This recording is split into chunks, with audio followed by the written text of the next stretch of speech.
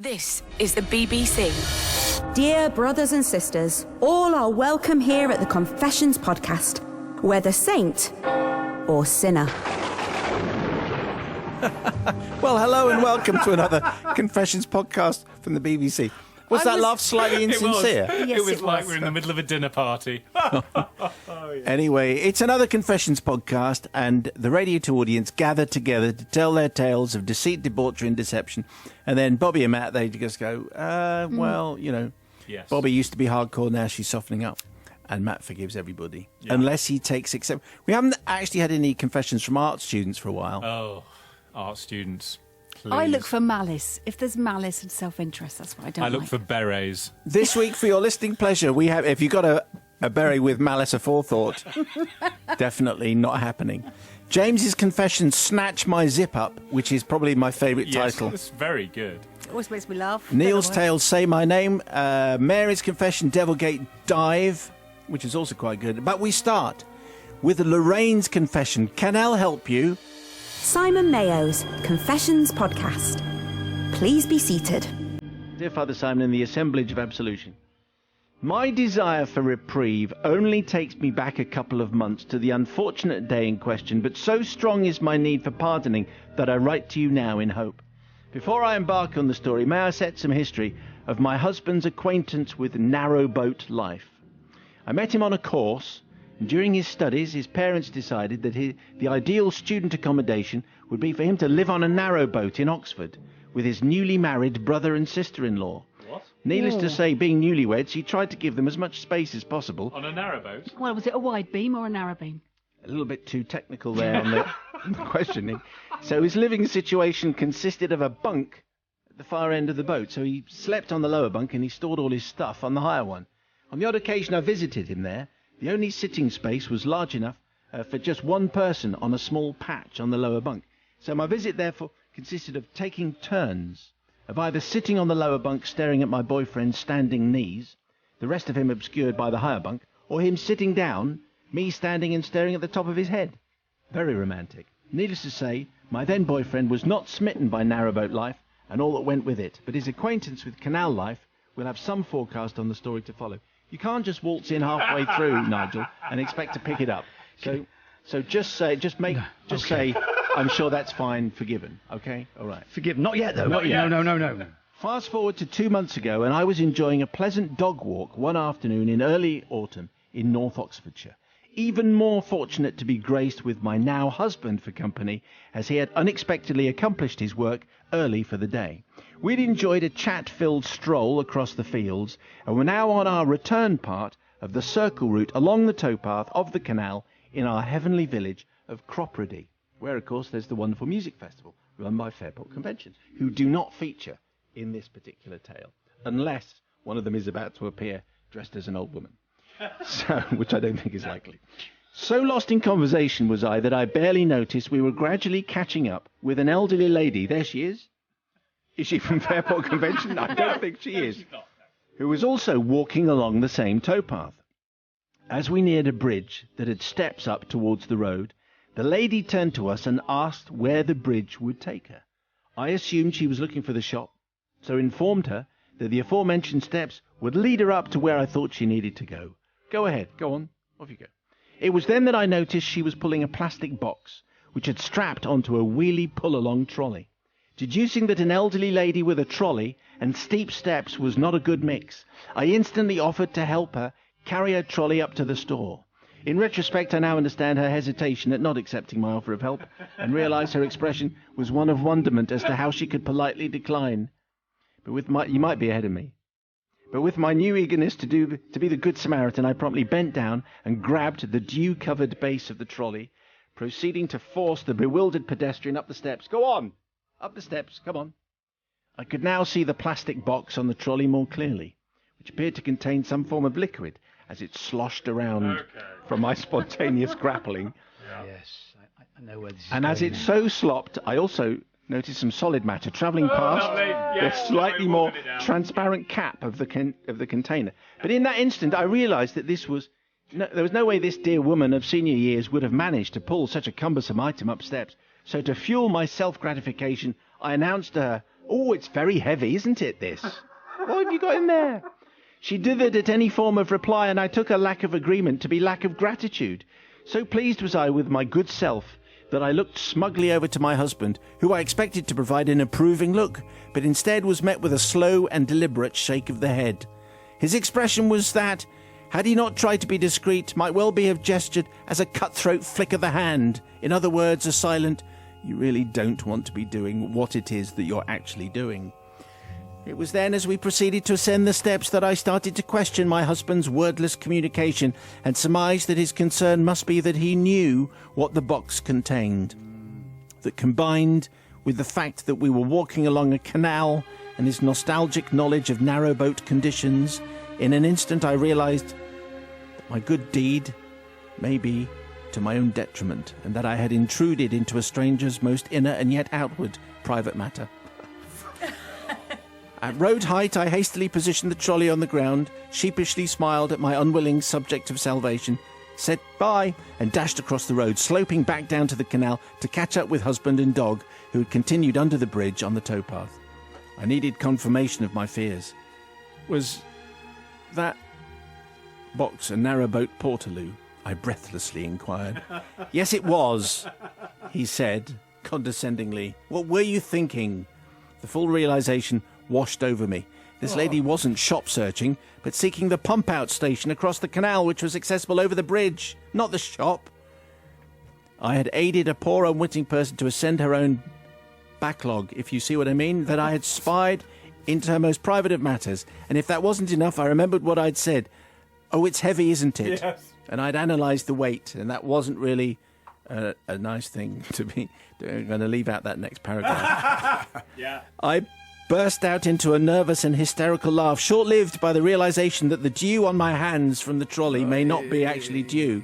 Anyway, I shuddered and squirmed like a celebrity in a bug pit, egged on by Anton Deck, only to realise mid-shudder in the corner of my eye, a foreboding figure stood stock-still on the bridge, watching my every act of revulsion and realisation. It was, of course, the elderly lady, still frozen in embarrassment from my unwelcome outburst.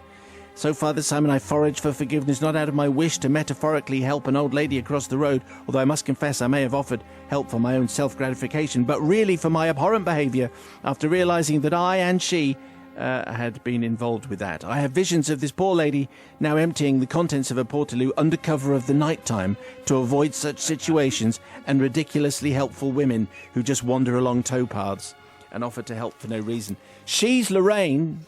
I did give a warning, didn't I? You did, yeah. You have to be careful. Now, you've got, this is in your area of expertise, Bobby, isn't it? Black water tanks, yes. Yes, water Much tanks experience, and black water. We can call it black water tanks. Life on the Life on the open road, wave. on wheels and boats and things. The thing is, this was a lovely thing to do, Lorraine. Regardless of the contents, they were sealed. It's not like you had a kind of open tub and it was slopping over the top. It was sealed. You might not have liked the idea of the contents, but I'm sure she was grateful anyway for the help, and she would have been absolutely fine. And you still carried it upstairs. You're looking at me like she had her hands in it. I've not got as much experience of The thing this. is, it's sealed. Is it transparent, the thing? Can be. They can be, or they can't. Well, I've never known a transparent one. What I'm saying is, it was sealed. I don't know why you're making a funny face. Okay. She didn't spill it down herself, or down. She helped an old lady with a heavy load, regardless of the contents. Get over yourselves. You're fine. It was just a black water tank. Lorraine, of course you're forgiven, and you should do it again and again and again. Anytime you see any of us struggling to carry a big black There tank. you go. The voice of up the practicality. steps. Nigel would have Push no your idea forgiven, what was Lorraine. going on. No, I knew. I caught up. I'm pretty mentally. Speaking in a general caught up sense. here. What about, is grey water then like shower water? Yes. Yeah, okay. Black Yeah. water's the other more Yeah. solid stuff. Okay, private matter. Was she going in the right direction, the old lady? Was she going up there anyway? No, she was supposed to go the other way. Yeah, in Yeah, life. that's Unless okay, so Lorraine, busybody on this occasion. Not forgiven. No, absolutely not. Do you remember the Doobie Brothers song Black Water? Is that what it was about? Oh, black I water, doubt keep it. on Oh, black rolling, water, keep Mississippi. on. Rain.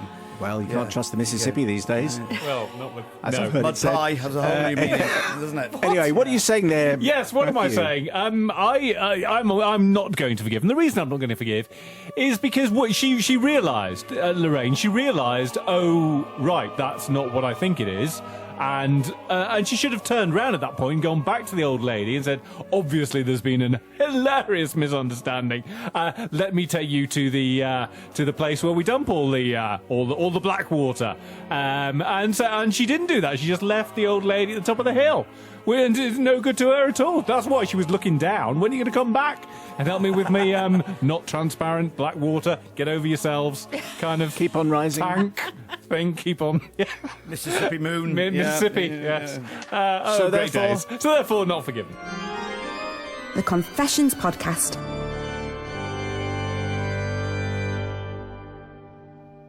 Dear Brother Simon, Sister Bobby and Brother Matt.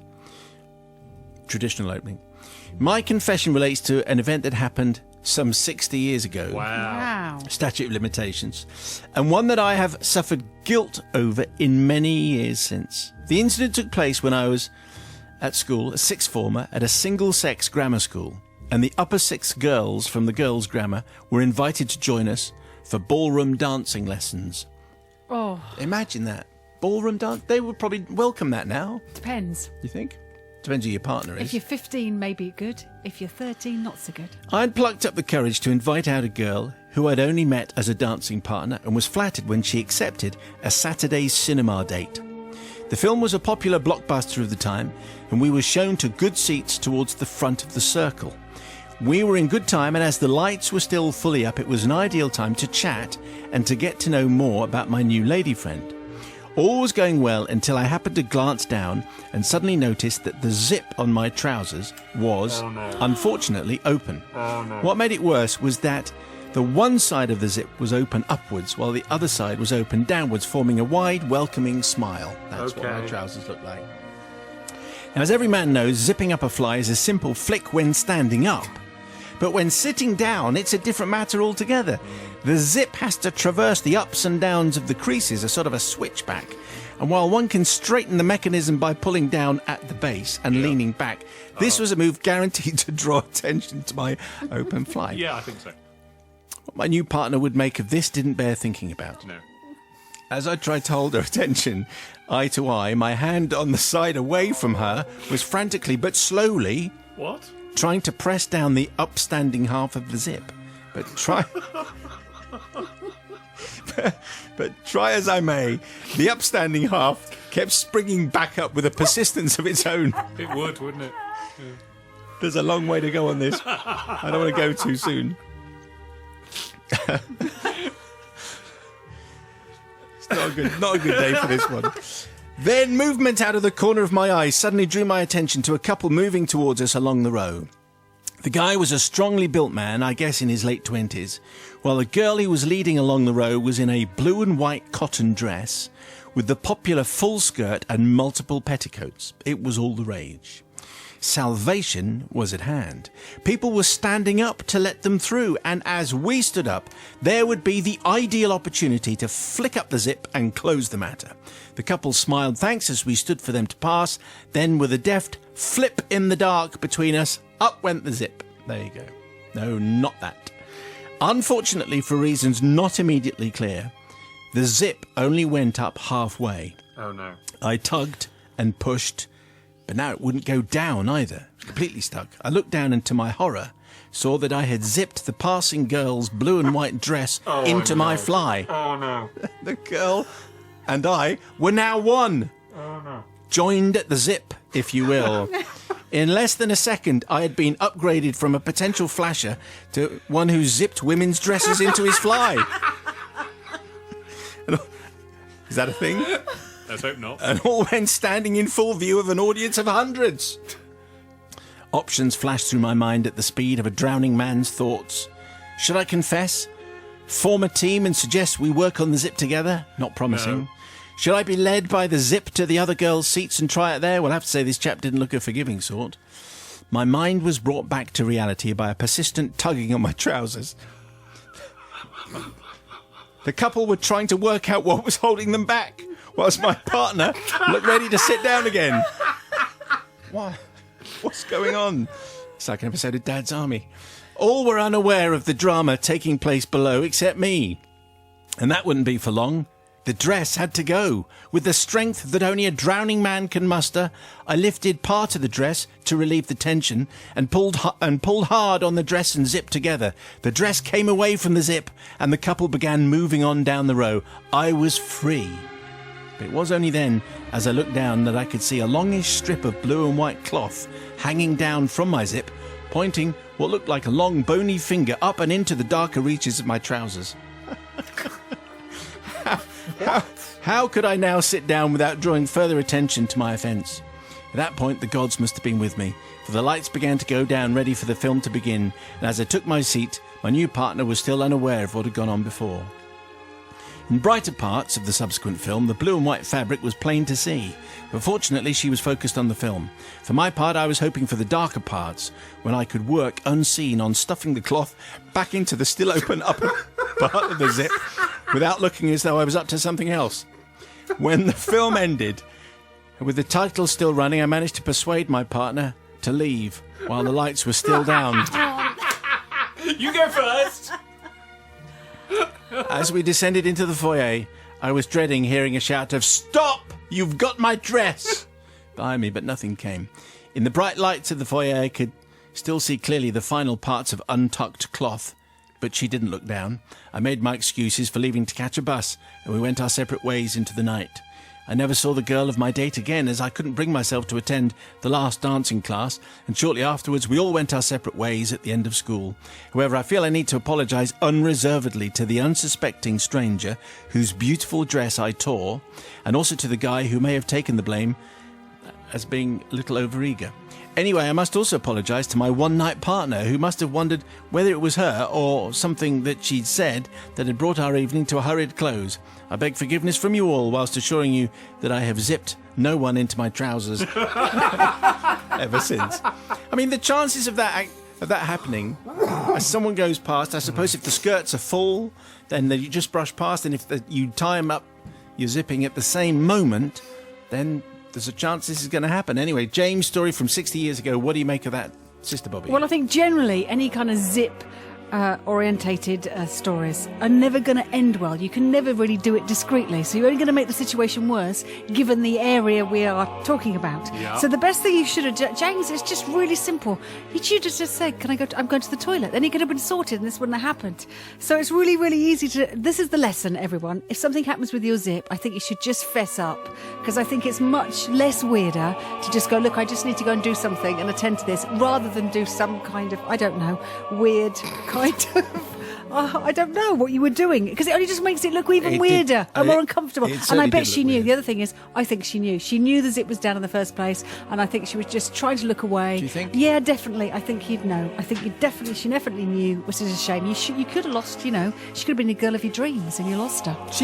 It would have been a spectacular trouser, wouldn't it? You're wearing the trouser of the day with a little blue and white stretched fabric there. Oh, it's part of the design. Yes, I'm very happy with my blue and white dress hanging off my fly. Oh, but you are forgiven. Okay, Yes, all right. I think the best confessions we've done have involved zipped flies. I'm reminded of the one a few years back where there's a guy doing a company presentation and was a little too zealous with his fly, and hilarious consequences ensued.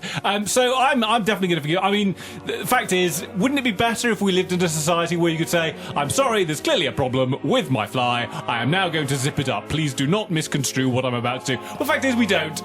People would read into that in some kind of way.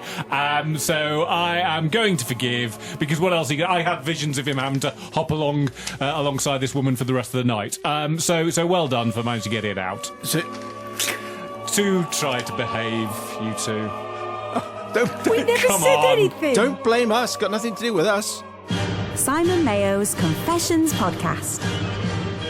Thanks to James for his tale, Snatch My Zip Up, which prompts this reaction on the People's Verdict. Julian Issa from Walden, totally forgiven. A similar thing happened to my dear late father in the 60s. Whilst on a packed commuter tube, he realised his trousers were undone. He attempted to rectify this and inadvertently zipped a lady's fur coat into his trousers. You try unzipping fur, says Julia. Oh, no. I'm ever so sorry, madam. I appear to have your fur coat in my trousers. Oh, very good. Well, you see, We don't get many fur coats referred to. So it's like a period item, Yes. that is, when you used to wear a fur coat on the tube. Of the times. It could yes. be fake, though. It could have been, but in the 60s. Probably wasn't. It probably wasn't. Probably the real wasn't. thing. Okay, still to come on this week's podcast, find out what tale made Matt share this heartwarming childhood anecdote. This reminds me of when I went on a school trip to Chester Zoo, and I was on the coach, and basically the coach was stopping at, it appeared to me, everyone's house and dropping them off. So I decided I would stay on the coach until it stopped at my house. What in fact happened is that they did all the other stops, and then the driver drove me to Blackpool, which I obviously hadn't been on my plan. I was on the back seat and ended up on a hen do. What age were you when you ended up on a This hen do? was, I must have been about 8.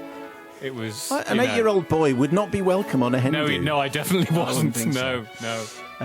Anyway, parish notice board then, where we get to delve into the podcast postbag, which is very strange and very mixed this week. What have you got, Bobby? Well, Eggy Friends went on to our tunes to say, undeniably, the best podcast Best to grace the internet and our ears. Yes. I listen most nights as I fall asleep chuckling, and I'm sure it gives me happy dreams. 5 stars. 5 stars. 5 stars. 5 stars. Rain or shine, 5 stars. Matt, what have you got? Have Yes. you got more praise? Yes, I have. Kate Pollinger has emailed in to praise us to the skies. say how great we She are. says, I love the Confessions I podcast. do too. I am usually cooking my children's tea at 5:40, so I don't get to hear them live without interruptions, so I curl up in bed and listen to the podcast when the house is quiet. You recently played my favourite, The Older Brother Taken by the Troll, Yes. which is still available to download. They are there forever. We got an email here from Rob Wheeler, Father Simon and the Juggernauts of Justice. This isn't my own confession, but a memory of one from years ago. It was played out in the days when I used to drive my wife to the local shops to a cleaning job, wait in the car with my son tuned to Radio 2. Many an evening, my son and I would sit there eagerly awaiting the tales of deception and debauchery for a mighty good laugh. We would then bathe in reflected glory by recounting said tales to my wife when she returned. Actually, this is turning into something of a confession after all. The story in question involved the parish priest having trouble with some local youths sitting on the church steps. He eventually persuaded a police car to turn up with the blues and twos going, while the priest waited in the graveyard to scare the living daylights out of them. And we still giggle about that to this day. We'd be very grateful if you could see fit to resurrect this story or mention it in this week's podcast to see if anyone else remembers it. Keep up the good work. We all love the show in a very Steve Wright kind of way, especially Brother Matt's laugh. Shout out to Sister Bobby, the only one with any sense. Well, quite right. Well, Thanks a lot for that. Yeah. I don't actually remember that confession, but any priestly confession where the priest is basically trying to scare someone Yes. by hiding in his own graveyard sounds that it might we be do worth love digging out. ones involving the clerical confession. Yes, and sometimes you get clerical nudity and clerical swearing. Yes. Which has been a feature in the past. I've not witnessed those or had those yet. Well, it may well be that we need to have a clergy week Yes, where they all get sweary. and naked. But maybe not. Sure, that's wrong. None of the same. Well, the clergy get naked at some stage, don't they? All of them. Well, I need to go to bed. At and various- That's in, like, various 90s. stages. They do to go to bed and to get in the bath. There you go. Oh, yeah. That's another time. Doesn't matter whether you're an archbishop or the pope. Yeah, we don't just look naked running down the street, do you? I'm not in a general well, we way. probably wouldn't read Let's that go one out. shopping. There's probably a strange sect that do that. Anyway, enough. Before we head back to the confessional booth, the even naughtier part of the notice board, the non-compliant confessions. And a weekly reminder, which is increasingly falling on deaf ears, it seems to me. We do have to maintain a certain standard on the podcast. Therefore, there exists a roll call of shame featuring confessions that we can't broadcast for hopefully obvious reasons, including this week. The confession from Donald about the Territorial Army doesn't start well. No. A training exercise involving explosives and an already dead sheep. This is exactly the kind of jape that only those with loose morals would find amusing. It's not going to make the cut. No. Bobby, it was already dead. Yes, Already dead, Bobby. still- Probably happy as It's well. still not good, is it? No, with the explosives. Vicky in Belfast actually reminds me one about a pigeon. No. Please don't. Vicky in Belfast and a piece of sodium.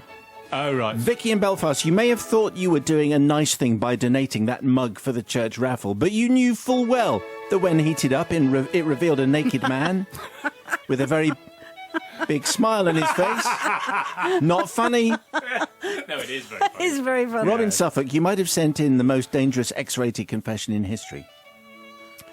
Oh, you're quiet now, eh? Your story of finding an unexploded bomb when you were 12. Now, I thought this was going to make it in, actually. I was all in favour of including this. Really? Yeah. Throwing it in amongst your mates and leaving it in your mum's driveway as a prank is frankly shocking, especially How was given... that going to get in? Well, Throwing an it was... exploded bomb in with It his wasn't. mates? It was a grenade. Was Oh, it was a grenade. Was he very Perfectly young? fine. Yes. Okay. He was 12. The police and the army turned up and they dealt with it in the nearby quarry, but I'm surprised that got taken out. I'm not. Vince, I won't explain here what the prank currying involves, but doing it to your friend on a camping holiday and causing him quite a lot of bottom anguish cannot be condoned. Apparently that is a thing.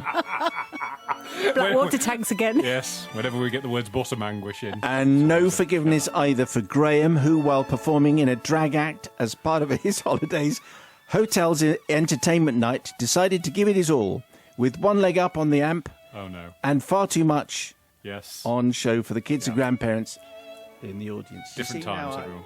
I'm surprised that Yeah, isn't I in. definitely didn't get in. Just to be clear, none of these are okay, but send your confession full of jollity and banter. confessions@bbc.co.uk. And hold on, this is a new notice just been pinned in the last few seconds to the middle of our non-existent notice board. It's a big thank you to everyone that has rated this podcast. This week we received all 5-star reviews. 5 stars. They were all 5-star reviews apart from one. Oh, Really? A 4-star review from 80s Bob.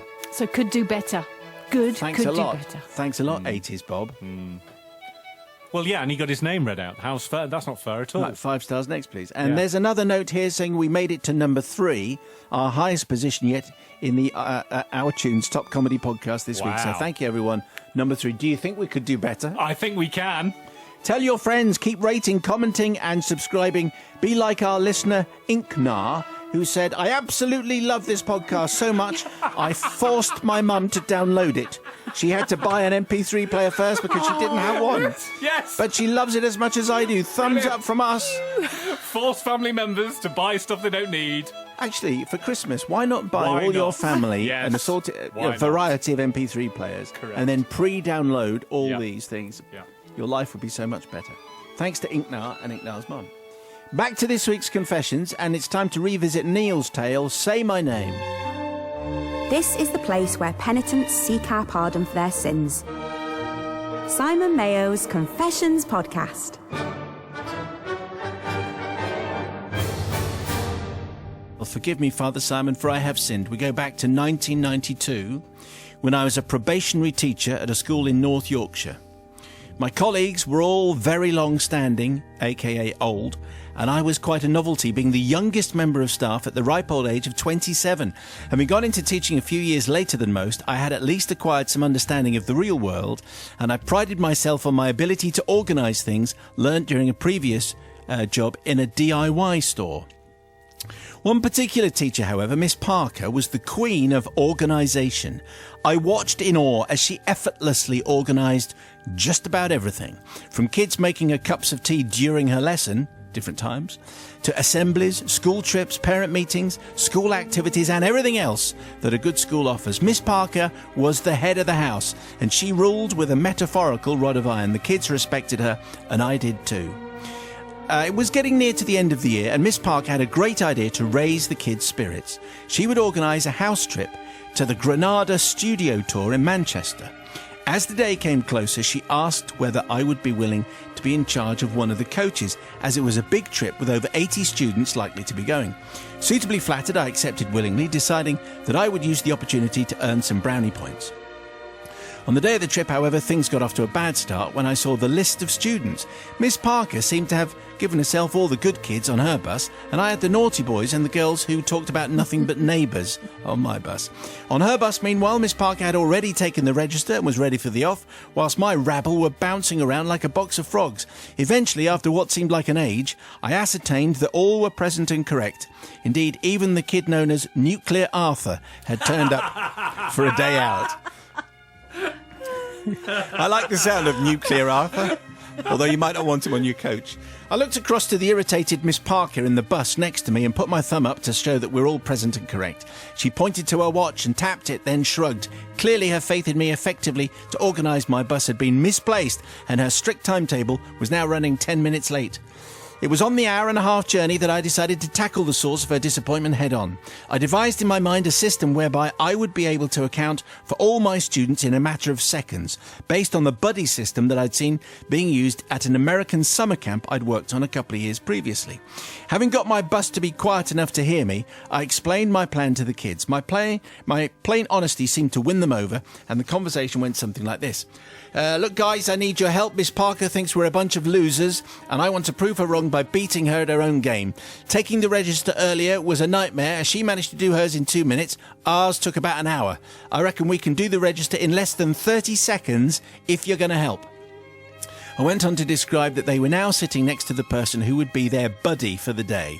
I explained that whenever I needed to take the register, I simply waited for them to find their partner. They waved their hands out and call out their pair's number at the right moment. I pointed to Eric and Ben. You are buddies number 1. Stacey and Karen, buddies number 2. James and Sam, your buddies number 3, and so on. When I shout, register! You and your buddy need to hold up your hands, shout out your number as loud as you can. As soon as you finish, the next pair to do the same. We continue all the way through to pair number 23. They didn't seem keen at first, but as we practiced, it turned into a game. And at the given moment, a pair of hands would fly up and the children would shout out their number at ridiculous volume. The peer pressure was so great that even the slothful children, who had unfortunately sat next to someone they didn't like, were forced to join in. And with practice, the time took to account for all the children dropped from 2 minutes to less than 25 seconds. Wow. We arrived at Granada Studio Tours, and I was asked by a still frosty Miss Parker if I could account for all my students. I shouted, register! And as if by magic, my kids suddenly went into a series of apparent convulsions, throwing their hands in the air and shouting their pair's number at the same time. Things were going swimmingly until we got to pair number 17, when I heard, I can't find Nuclear Arthur, sir. Initially annoyed, Nuclear Arthur was soon located by the chewing gum machine, and the system seemed to have been proved as being fit for purpose. Miss Parker looked on approvingly, and we went in. We had a great day on the tour. About 3 p.m, our students got on the buses ready to head back north again. When I called, register, those on my bus were accounted for in 10 seconds flat. And I went over to Miss Parker's bus to tell her that we were all present and correct. I smiled inwardly as her face showed mild irritation. After all, she was still near the beginning of her register. What a loser. I returned to my bus, just a little smug. We settled into the journey home, and soon the excessive heating and the rocking motion of the bus had a soporific effect on us all, and I felt myself nodding off. Half an hour later, I felt someone tapping me on the shoulder, and it was Katie, half of the number 7s. Sir, there's something wrong at the back of the bus. I think you need to come and see. With dread in my heart and anticipating the acrid stench of regurgitated chicken nuggets, I was pleasantly surprised to be pointed towards a child who looked relatively healthy. It was only as I drew closer that I started to have misgivings. Why was she sitting alone? Where was her buddy? Now, I've always been bad at names, but I actually know my students very well. I can tell you what they're like, what their work is like, whether they're lazy, whether or not they do their homework. So it was nothing new that I didn't know this girl's name, but worryingly, I didn't know anything about her. I had no idea about her work, whether she was lazy, did any homework. And this is because, Father Simon, I'd never seen her before in my life. A cold chill came upon me. Certainly she was wearing the same plain black and white uniform as our school, but she wasn't one of ours. And upon investigation, it turned out she belonged to a school about an hour and a half south of Manchester, and we were heading north. I reluctantly called Miss Parker in the bus ahead of us to break the news to her that in the coach behind was an abducted child. Miss Parker managed to contact Granada Studios, put an end to their search for a missing child. We turned round and met the bus from her school at a petrol station somewhere in the outskirts of Manchester. We did a swap. Their teachers were so relieved to get the child back that they were really, really nice to me, considering. Father Simon and especially Sister Bobby, says Neil, I don't seek forgiveness from the child, who knew full well that she was on the wrong bus. Neither do I seek forgiveness from her teachers. They should have had a buddy system to ensure they kept tabs on all their children. I do seek forgiveness, however, from all the staff at Granada Studio Tours, who no doubt had to run around looking for a missing child. It should be noted that they stopped the Granada Studio Tours a few years later. Perhaps it was too much stress, constantly having children going missing due to inept teachers. According to Neil, that is. One of the many things I like about that is at no stage is Nuclear Arthur accounted for. No, we don't know why he's called Nuclear Arthur. He just is Nuclear Arthur. Yeah. Neil, thank you very much. I'm sure there'll be assorted horror stories based on school trips from teachers and pupils. Sister Bobby, what do you say? Oh, I love that story. That's great because the kids were absolutely spot on and brilliant, weren't they? So really good opportunity for them because they did, didn't they? They joined in, they did it. Thing is, Neil, I'm not going to forgive you. The reason why is your buddy system was brilliant. But there was an error in your system. There was an anomaly, wasn't it? Because it didn't account for added The old-fashioned way, bodies. if you just count it, if you did a head count, you'd have had one extra. So Neil, you're not forgiven because your system was good but not foolproof. I like the buddy system, though. Yes, I think it works perfectly well, and I think we've all got in our heads the reason why Nuclear Arthur was given that name. Don't need to go into it in detail now. This reminds me of when I went on a school trip to Chester Zoo, and I was on the coach, and basically the coach was stopping at, it appeared to me, everyone's house and dropping them off. So I decided I would stay on the coach until it stopped at my house. What in fact happened is that they did all the other stops, and then the driver drove me to Blackpool, which I obviously hadn't been on my plan. I was on the back seat and ended up on a hen do. But obviously I didn't go on the hen do. But it's easily done. Easily done. That's my point. Yes, definitely forgiven because the system was working perfectly well until she decided to gate crash. The Confessions Podcast. Father Simon and the always merciful Ecclesiastical Assembly of Beneficence. Dear Father Simon and the always merciful Ecclesiastical Assembly of Beneficence and Intelligence. Correct. Okay. I hadn't seen that bit before I got to it. A few years ago, I had to go to my daughter Daisy's school to pick her up for a dental appointment about half an hour before school finished. When I arrived, I tried to open the gate, but it was locked. Drat, I thought, it's Thursday. The caretaker, you see, was notorious for forgetting to unlock the gate as he left early on a Thursday. Why? I'm off! It's half day on a Thursday. I'm going to leave the gate locked. Is that all right for you? I started waving at the staff in the school office, which could just be seen across the playground, but no luck. They didn't look up and couldn't hear me shouting. I hadn't brought my phone and by now was beginning to get desperate. Then another parent arrived. He gave me a rather strange look as he went to open the gate. I was still gesticulating wildly at the office, trying to get their attention. Don't bother with the gate, I said, it's locked. Oh, he said, recognition dawning. Thursday. And at that point, he joined me in my frantic waving to try and attract attention from the staff. So now two of us waving like crazy. After 10 minutes or so of futile waving, I was getting worried. If we didn't make the appointment, we'd have to arrange another one. They were always fully booked for weeks. I don't know why the man needed his child, but he was looking a bit impatient as well, so we had a chat about what we could do. At this stage, I should point out that the school gate was a huge metal contraption. No getting in or out of there without proper access.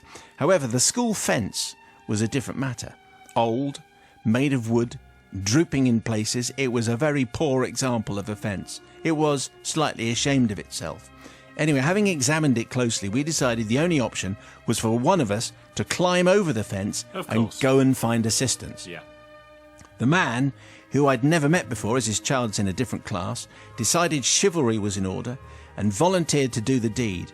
I think he was having some sort of fantasy about being a James Bond type of spy, but if that got us in, that was fine by me. I'm not sure that James Bond has ever broken into a school to attract teachers. Anyway, he walked up to the fence, moved round a little to find the bit that was dipped the most, put both hands on the fence, swung one leg over the top, and inevitably the fence collapsed, with most of him on top, but with one leg underneath. This was a very, very bad situation, and he yelped. On a positive note, this had the desired effect of getting the attention of everyone in the office. 2 women rushed out to help him, while the others peered gleefully through the window. It was probably the most exciting thing that had ever happened to them. It's certainly the most exciting thing that happened in the school. But I digress. The 2 women lifted the fence from the poor man. He had torn trousers, cuts and bruises aplenty. What a mess. Just from a fence.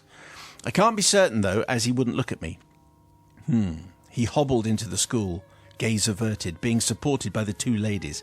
I hoped his difficulty walking was due to the fence falling on his leg and not splinters in his nether regions, because that was a distinct possibility, the way it had all fallen, and from the way he was walking. Yeah.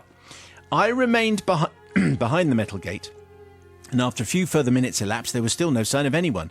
This was a bit annoying now, as the man had promised when he got in he'd asked for the teacher to send Daisy for me, but he was probably too busy attending to his crutch or something. Anyway, at this point, other parents began to arrive to get their children.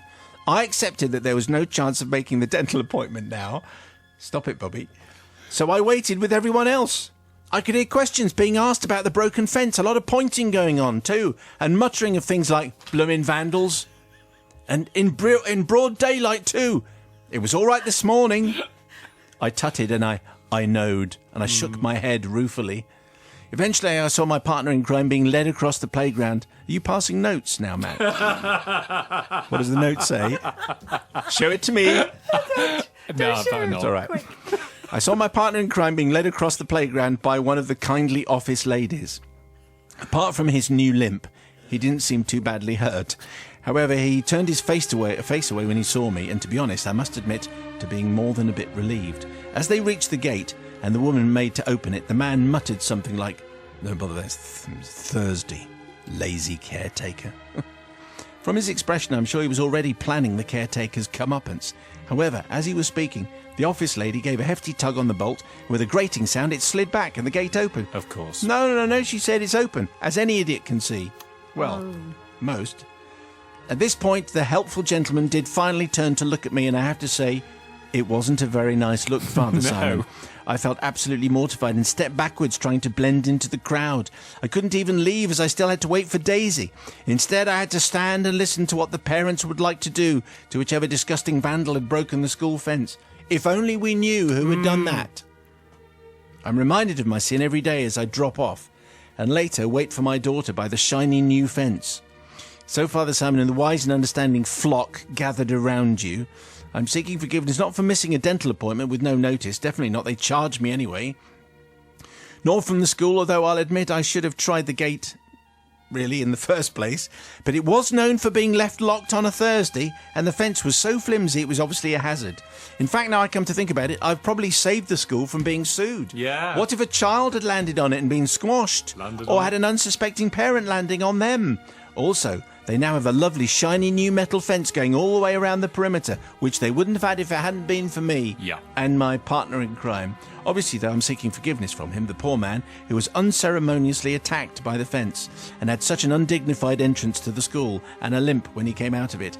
I haven't seen him since, and I'm not sure if this is a coincidence or if he hides when he sees me. I honestly couldn't blame him if he did.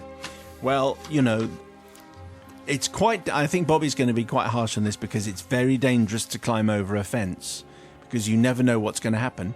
And it clearly attacked him, and he was clearly limping when he came out. So all they had to do was try the fence. Wasn't very difficult. What do you think, Bobby? Try the gate. Well, the thing is, actually, Yes, try the you're gate. wrong, because Exactly actually right. there was, look, she made a genuine mistake, and those, you know, who hasn't battled with a gate and assumed it's locked? Especially, I mean, it's wrong to assume, of course, but it was Thursday, and of course things get locked on Thursday. So if it had been a Wednesday, maybe she'd have tried her harder. But of course, it was Thursday. Is Thursday she assumed notorious for having... Well, there it is. Yeah. The thing is she took the words right out of my mouth. They highlighted all their adventures together, highlighted the weak link. The child containment area had a weak link, and there was a kind of potential for, 17 children to run through that gate or go over the fence. Sorry, not through the gate. They did the school a So favour. they did. I think she did do them a favour because the big picture could have been much worse. But what I do think, Mary, although I'm going to forgive you, easy to forgive you, you should have made him a cake or something. New trousers, tweezers maybe for the splinters. Anyway, you're forgiven. I've got you a cake, And some new tweezers. trousers, and some tweezers in case there's any. I think we all know But what you that need to do it means. yourself. All right. Okay. Well, quite. Yes. Matthew. I'm going to say this is one of those times where I am thankful that I don't always adhere to social norms. Social norms say that when you arrive somewhere and they say, "Oh, don't bother trying the door, I've already tried it," is that you should not then try the door because they've already tried it. Well, I always do. I try the door and look them in the eye as I'm doing it, as if to say, "Well, I think you'll find that I can open the door." Now, normally it's still locked because obviously they were right. But in this situation, I wouldn't have ended up with splinters in the nether regions. Plenty. So exactly. So I am going to forgive because it could have been avoided. Doesn't that? No, that means I'm not going to forgive because it could have been avoided. Simon Mayo's Confessions podcast. That was Mary's Confession Devilgate Dive, which prompted this reaction on the People's Verdict. No, Matt, we can't go outside school hours because we're NHS. Those appointments are reserved for the private patients. Frustrated Michelle What? in Coventry. Why was I? I don't know why you were singled out there for no apparent, in case you were going to say something. Yeah. He didn't say anything. Actually, in his defence, he actually didn't say anything. But if you're going to single out somebody, single Yeah, out Matt. yeah, Don't why single not? out Bobby because Yeah. she's the only one that talks any sense. Correct. Anyway, that's it from this week's batch of confessions. Maybe it's inspired a thought deep in your darkest soul.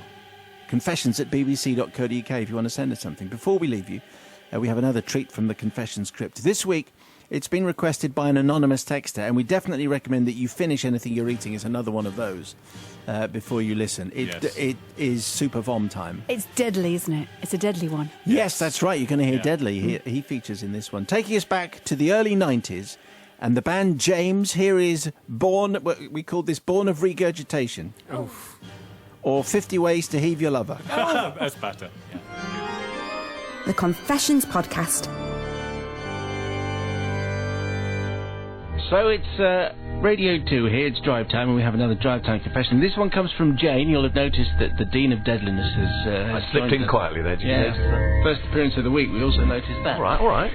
Dear Father Simon and the Forgiving Collective, I write to beg forgiveness for a terrible event which occurred in my formative years. My confession involves a popular music band and a particular song from the late 80s which you played recently on your show. I recognised that when you played this song it was a sign. It was a sign from above, a sign of encouragement for me to finally offload my shame and regret. My shameful event occurred in the early 90s during my student years. While normally being of a studious nature, working hard for my teaching qualification, I did on occasion enjoy the odd night out and some male company to break the routine of lectures, course projects and exams. Taking a break from my studies, I was lucky enough to secure some concert tickets to see the big band at the time, Manchester favourites James. The tickets were a gift from my new boyfriend Des. We'd been together a few months and this was our first concert together. The venue was the Glasgow Barrowlands Ballroom. James were very much at the height of their fame, and in Scotland, Barrowlands the place to see any act, with its specially sprung dance floor, which would bounce along with the crowd, and the excellent acoustics, which made for a great concert atmosphere. With such a big night ahead and the likelihood that a few drinks would be had, I took the sensible option of having a big dinner, just to line my stomach and hopefully prevent too much impact from the alcohol. By the way, I should have said at the beginning of this confession, Yes. if you're eating, there might be a challenge. There might be a challenge involved in actually getting through to the end of your meal. Thank you for the forewarned. Being a student of limited budget and culinary skills, a big meal meant a baked potato, tuna, and extra flourish of sweet corn. A tour of the bars around Glasgow preceded our arrival at Barrowlands. Despite having had quite a few drinks, I still had the good sense to grab a bag of chips, just to keep me nourished before we entered. The chippy would be mobbed when we came out, and we needed to rush for the train after the show. I needed something to soak it all up and minimise the potential for a hangover. When we entered Barrowlands, the place was buzzing, jam-packed with lager-fueled teens ready for a rocking night. The mosh pit was the only place for me. Dr. Mosh would have been proud of my spirit. Dr. Mosh is on later, of course. The band arrived on stage to rapturous reception and the gig kicked off. They ran through their repertoire. The crowd absolutely loved it. The sprung dance floor seemed to defy gravity and the laws of physics, and we all bounced and swayed along to each song. The songs rang out. She's a Star, Born of Frustration, all the hits, the music, the lights, the crowd. This was the best concert I'd ever been to. The crowd got further into the moment. The pushing, the swaying, the jumping seemed to increase in intensity. At first it was thrilling, then excess adrenaline seemed to kick in. I started to come over a little bit woozy. Oh, no. This feeling grew, and I was now starting to feel a little faint. The wise thing to do is to stand still, hold on tight to Des, gather my senses, and take deep breaths. This seemed to work initially, but then I could feel the sickness rise in my stomach, and standing in the middle of the mosh pit, I knew what was about to arrive. Oh, no. You have. I've cut out the next paragraph. Oh, that's good. Thank you for that. Well, Father Simon, the feeling didn't pass, and you can guess the rest. A few more lines I missed out there. However, the crowd were still bouncing away, oblivious to my unfortunate state, and also oblivious to the fact that their baggy jeans and suede boots were now decorated in a whole new way. No! Pebble dashed, I say. To seek forgiveness at this stage would seem a reasonable thing, but it didn't end there. My flight reflex kicked in, and I knew the right thing to do was to evacuate from the area and hope nobody noticed what had happened. Or, yes, evacuate. We need evacuate. Or at least who the culprit was. As I pushed my way out of the mosh pit towards the exit and the fresh air, the band finished their song, the crowd cheered and relaxed. What happened next could not have been more badly timed. As I moved out of the mosh pit, I heard the band strike up with the opening line, "Sing myself to sleep." Oh, no! The next song was Sit Down. As all good James fans know, one of the main crowd pleasers and community building moments is their big hit, Sit Down. The normal protocol for the crowd is to do as the band suggest and sit down. Well, you can imagine the next few minutes of mayhem which took place. Father Simon, I do beg forgiveness, and there is a long list. Here we go. Right. I beg forgiveness for the poor souls who sat down in a large patch which I had provided across the mosh pit.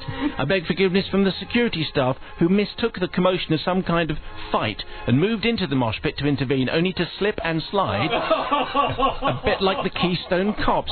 I beg forgiveness to crowds of people queuing at the toilets while furious girls and boys tried to clean their hands and jeans in the toilet facilities while they're desperate for a wee. I beg forgiveness from the mothers and some fathers who were faced with cleaning the clothes of their kids the next morning whilst disbelieving the explanation of what had happened. I beg forgiveness from Des, who had bought the tickets on a limited budget but ended up the night with an embarrassment of a date. I beg forgiveness from the James fans, who will feel a bit queasy next time they hear Sit Down, especially at a concert. I beg forgiveness from the listeners to your great show who are sitting down to dinner at this time. And, of course, I beg forgiveness from James, a great band who, during their great concert, were faced with half an audience sitting down for their main crowd pleaser, and the other half caught up in a commotion of vomit and confusion. Normally these stories have a romantic ending, says Jane. After many decades, Des and I are still happily married, that kind of thing. However, this is not the case, and he dumped me a few weeks later, stating irreconcilable differences or some such nonsense. Anyway, Well, Jane, there we go. What? Well, it was, it's nicely told, and she went to see James, and they sat down, but she lined her stomach, but the lining didn't last. She has so many people who need to forgive her. Let's see how she does with Sister Rebecca. Being sensible, wasn't she, trying to line her stomach? I mean, that was actually the responsible thing to do, because if she hadn't, it may have been even worse. And it's really bad luck that particular song came along and everyone sat down. I mean, how many bands are there where the audience actually had to sit down during one of their songs? I mean, probably just They just Jane. didn't know what they were sitting in. Yeah, I just don't think it would have made any difference. I mean, she ran away, which is a bit cowardly of her, but would it have made any difference if she told the individuals, actually, that was me, whose vomit you're sitting in, my vomit you're sitting in? Jane, you are forgiven. Forgiven. Okay, excellent. Let's see what the Dean of Deadliness. Yeah, I think forgive. It's 20-odd years ago. And it was an accident. You didn't mean to do it, and as Rebecca said, you did the lining of the stomach for all the right reasons. So I think forgiven. Okay, so it's a mosh pit confession. Yes, Dr. Mark. here's my problem with this, is that I much as I'm a big fan of James and all their work, Come Home, Born of Frustration, all very good tracks, sometimes. That said, I have a massive problem with Sit Down, and in fact I have a bigger problem with people who sit down during a concert. Because look at me, I'm sitting down on the floor, thumbing my nose at convention when everyone else is standing up. Look at me, counterculture, blah blah blah. Well, I say no, and you've got what you deserved. Quite right, you've got that all over your pants.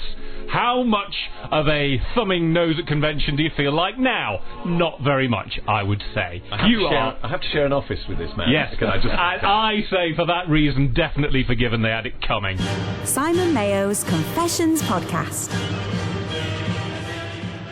And that was your confession from the crypt for this week. Sister Rebecca, making Yes. it back into there. And Lord Alan Dedicote. Yes. Just chuntering away.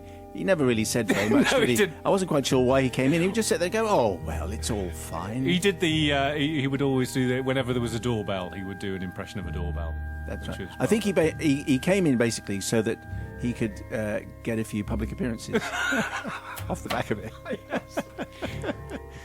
Which is fair enough. It is absolutely. Oh, we missed it. If you've got a request for a vintage confession, send us the details, please. confessions@bbc.co.uk. We'll see if we can find it. Sister Bobby forgave 3 out of 4 this week, so you're 89.5 to 84.5. Forgive to not forgive. That's your Good, ratio. because lots of people think I never ever forgive. And Matt, you forgave just 2 this week.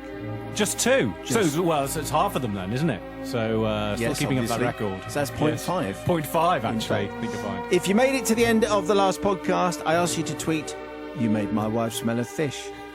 Phil, Catherine, Jill T, Tunza, loads more people did exactly that. This week's code phrase, and it was obvious as soon as Bobby said it, "You're nothing like a sperm whale." No, you're not. Remember to subscribe, and because that way you don't have to actually press the download button every week. Just subscribe and subscribe your friends. Don't forget you can hear our whole radio show every weekday from 5 on BBC Radio 2. Goodbye from Bobby Pryor. Goodbye. Goodbye from Matt Williams. Goodbye. Thank you so much for listening.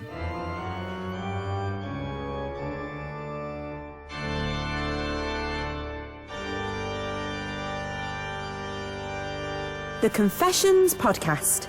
Go in peace.